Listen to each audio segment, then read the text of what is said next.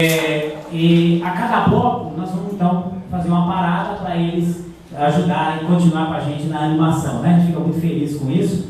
E eu pedi inclusive para que a próxima música ou a outra, né? Não sei como é que eles estão combinando entre eles apresentem a música que eles lançaram no festival para a gente conhecer, né?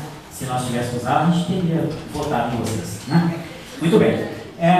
Eu queria chamar à frente da mesa a pessoa que vai dividir comigo o cerimonial do evento, né? Que sou eu e a Juliane, que tradicionalmente faz isso pelo NEAF, né? Ela é estudante, e ela é uma excelente cerimonialista, então ela vai conduzir aí essa primeira parte das atividades e na outra atividade vai chamar outro cerimonialista. Tá? Obrigado. Boa tarde a todos e a todas. Eu sou Juliane, sou acadêmica do 10º período de pedagogia. Sou membro fundadora do NEAF e vou acompanhar o professor Batista aqui nessa palestra que ele irá ministrar, que terá por tema a BPN e os COPENs, História das Relações Iniciais.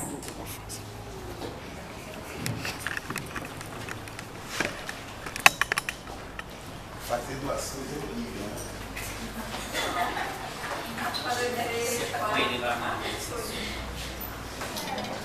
Doações fantásticas.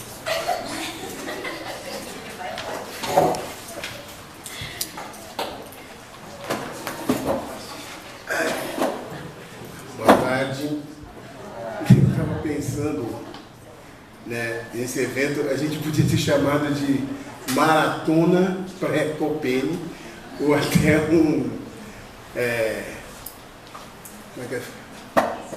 uma jornada, né? Porque na verdade está programado das 2 até as 8 da noite, né?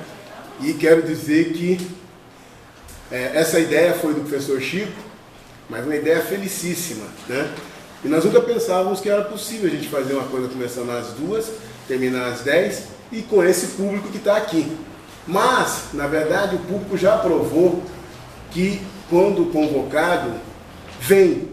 Nós passamos esse ano o filme Cleópatra, 4 horas de duração, e vieram 25 pessoas que assistiram todo o filme e depois ainda debateram, né?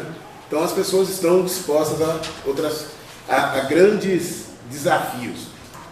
O Chico pediu que eu fizesse uma fala sobre a questão da BPN, Associação Brasileira de Pesquisadores Negros, e o COPEN, que é o Congresso de Pesquisadores Negros, Congresso Brasileiro de Pesquisadores Negros, né? Essa ideia, ela foi gestada há longo tempo. Tem uma discussão no meio dos pesquisadores, que é o seguinte: na década de 80, eu não precisei muito bem, mas foi por volta de 85, 84, por aí, uma professora Ercília, que ela era professora na Unesp de Marília, ela chamou um encontro de pesquisadores negros lá em Marília. Eu fui convidado para esse encontro não como pesquisador, eu fui convidado como militante do movimento negro. Eu me lembro desse encontro porque quando nós chegamos em Marília, os alunos estavam lutando por direito à moradia, então eles estavam ocupando o campus e transformaram as salas de aulas em alojamentos, né? E teve toda uma discussão disso. A professora Ercília, ela havia chamado esse encontro porque ela estudava o movimento negro, né? E basicamente, na verdade, o doutorado dela, a tese era sobre o movimento negro unificado. Então ela chamou esse encontro. Uma vez terminado, não houve um desdobramento, parou-se, e por volta de 99, quando eu estava preparando aqui, eu tive um probleminha de manhã que me deixou impossibilitado de preparar algumas coisas, mas tudo bem. No final da década de 90, para final do século passado, começo desse, o professor Cunha, Henrique Cunha, que é professor na Federal do Ceará, ele chamou o primeiro encontro de pesquisadores negros. Então, o que acabou acontecendo? Essa proposta da professora Ercília ficou basicamente abandonada e assumiu-se como o primeiro encontro de pesquisadores negros, esse que foi chamado e capitaneado pelo professor Cunha, que aconteceu em Recife, né? Nesse primeiro encontro de pesquisadores negros, ficou decidido a continuidade do congresso, né, que o encontro acabou se transformando em congresso, e criou-se a Associação Brasileira de Pesquisadores Negros. Então, na verdade, primeiro nós temos o congresso, e o congresso propõe a criação da Associação Brasileira de Pesquisadores Negros. A associação, ela passa a ser a responsável pela organização dos COPENES e também de organizar os pesquisadores negros na academia. Por que é que foi chamado tanto o COPENE como a BPN? Porque, pelo que o próprio professor Ubiratã colocou aqui, os negros, a academia, ela é extrema. Ele foi muito feliz quando ele falou a arianização da nossa academia. Para vocês terem uma ideia, até o começo da década de 80, quando se falava em estudo de trabalho no Brasil, se começava esse estudo com a vinda dos europeus para o Brasil no regime da República. Não se considerava os 400 anos de regime escravo. Era como se o escravo não trabalhasse. O movimento negro começou a questionar a academia nessa posição, né, de que, não, se vai começar a falar de trabalho no Brasil, tem que começar do trabalho escravo, que foi o que possibilitou que o Brasil chegasse até aqui, né? O Caetano Veloso tem uma música que ele fala: a gente se olha, se bola, se molha atrás da igreja, a gente se beija com chuva, suor e cerveja. Então eu falo que os negros vieram aqui com chuva, suor, sem cerveja, né? Foi, na verdade, no pau. E o negro é que bancou o Brasil como está hoje. E não bastasse isso, até 1950, o Brasil tinha uma imagem para o mundo de que aqui existia uma democracia racial, né? Que aqui os negros e os brancos conviviam harmoniosamente. Essa era uma imagem que o governo passava para fora. Tem documentos do presidente Roosevelt norte-americano dizendo para os negros norte-americanos: vão para o Brasil, porque o Brasil é o paraíso dos negros no mundo, né? Lá os negros não são discriminados. Eles tiveram até um presidente negro, né? E aí vocês vão falar, quem? Né? Mas tivemos o Café Filho, né? Que era considerado um presidente mulato, negro, discriminado, né? Mas que, assim como fizeram com várias personalidades da história do Brasil, ele foi branqueado, né? E aí o que acontece?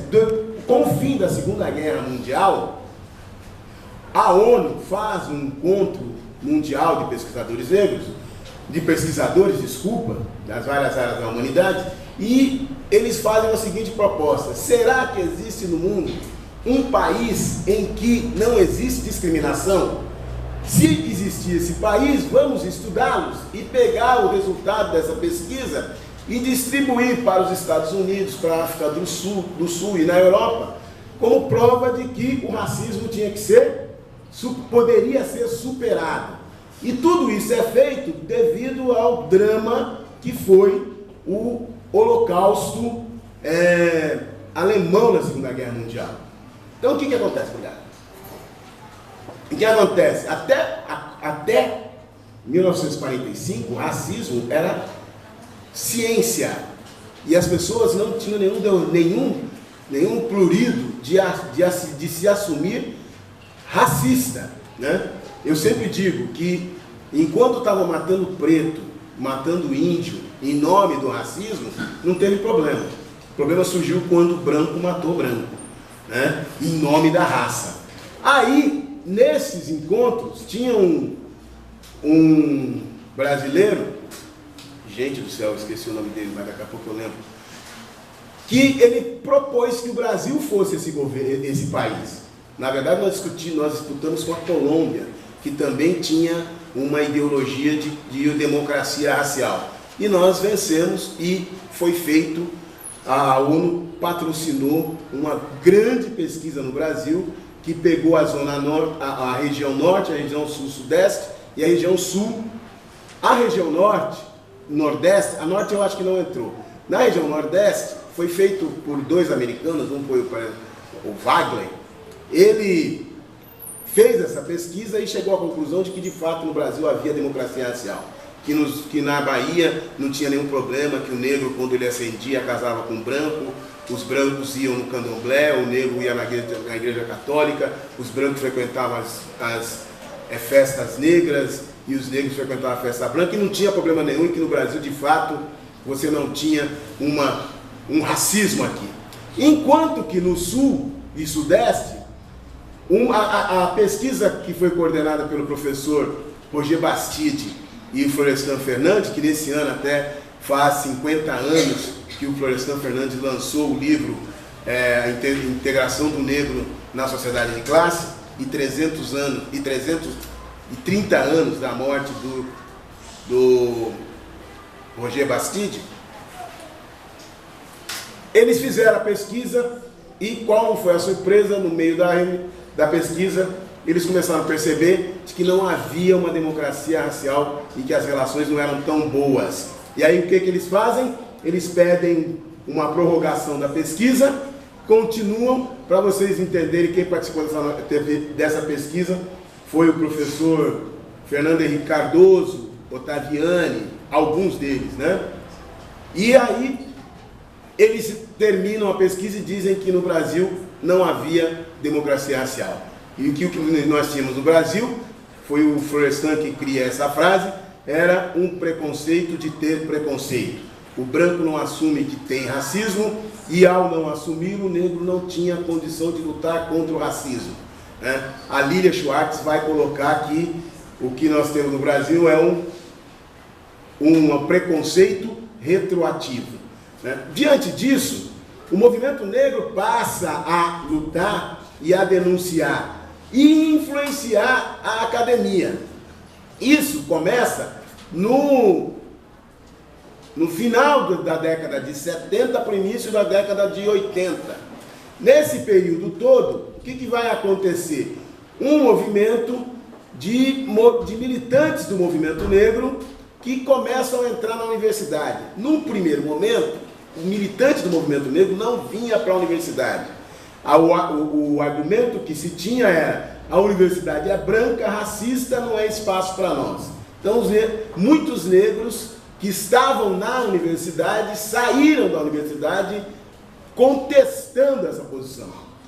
Na década de 80, vamos dizer por metade da década de 80, há um movimento ao contrário. Os negros começam a ingressar na universidade e a conseguir fazer mestrado e doutorado, e o próprio movimento negro começa a contestar a academia. Foi um movimento muito rico, né? Nós éramos chamados para palestra, debate, seminário, e aí nós colocávamos questões que a academia não estava preparada ainda para ter. O que vai acontecer? O movimento se estrutura, você tem vários negros dentro da academia. Para vocês entenderem, até 1980, você tinha muitos brancos estudando negros. Depois disso, você começa a ter um negro estudando negro. Agora nós estamos negro estudando branco, né? Que eu acho que é um movimento muito interessante, né? Então, a BPN, ela surge em cima dessa necessidade de você se organizar. Os negros, eles estão, eu, por exemplo, eu estou na aba. Os negros estão na aba, estou na associação de sociólogos, estou na associação de historiadores, geógrafos.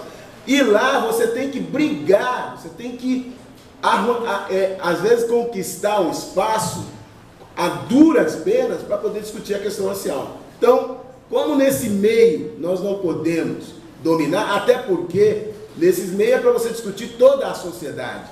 Então foi criado um espaço para que o negro se posicionasse. A Associação Brasileira de Pesquisadores Negros, eu agora acabei de voltar de São Paulo, numa discussão de mudança de estatutos. Eu sou uma pessoa que tem um voto vencido na associação. Eu sou minoria, né? Por quê? Porque a associação, ela tem uma visão ainda de ela é aberta para negros e pessoas que estudem o negro ou sejam antirracistas. Quer dizer, agora só que estudam negro. A gente tirou esse negócio de antirracismo, né? Então, o que acontece é que na BPN nós temos pesquisadores brancos, filiados, que estão lá, que são pessoas aliadas, muito aliadas na luta da questão do negro. Eu, na minha posição minoritária, acho que a Associação de Pesquisadores só tinha que ter negro, mas nada contra os brancos, porque eu convivo com eles nos outros eventos, mas isso é só para vocês saberem que eu sou voto vencido. Podem vencer o Batista quando vocês se reúnem e se organizem, né? A outra coisa é, eu tenho uma proposta que a gente ainda não conseguiu implementar, é a mais difícil, que eu entendo que até hoje a BPN não, o COPENI, ele é um congresso em que participam pessoas com trabalhos e estudos sobre a questão do negro.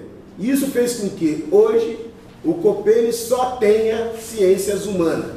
E, na verdade, existe, eu defendo que o COPENI seja uma SBPC preta, né? Você colocar todos os negros que estudam no Brasil.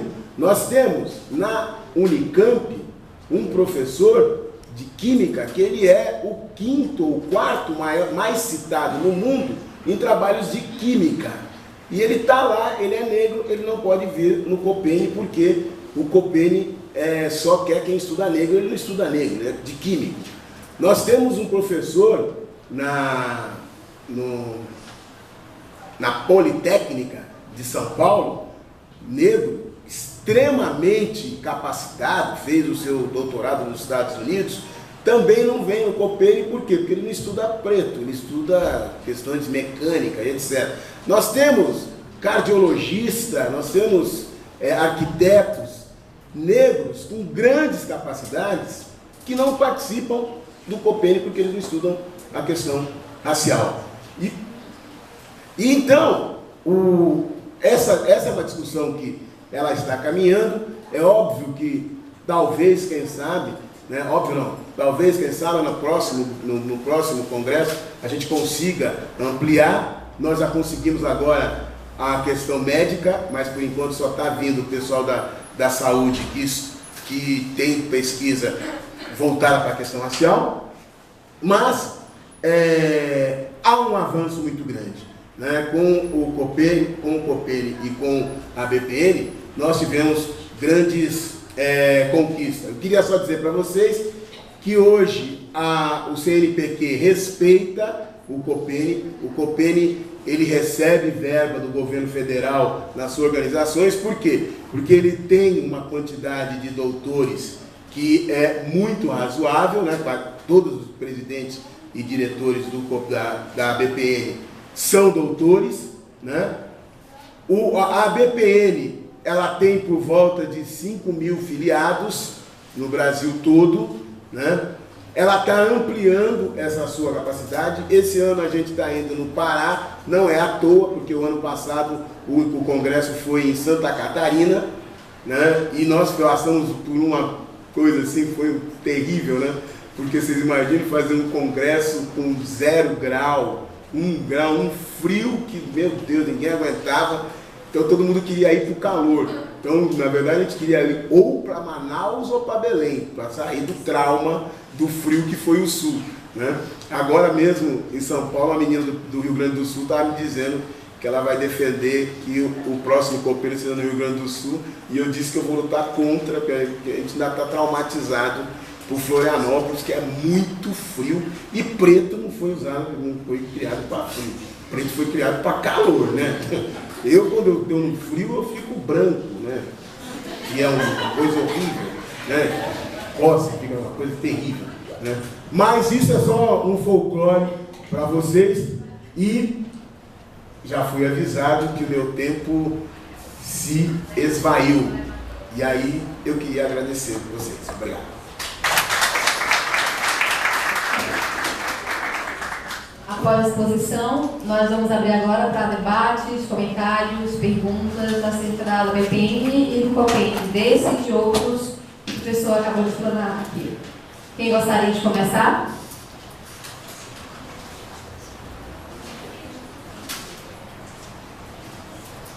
Alguém mais?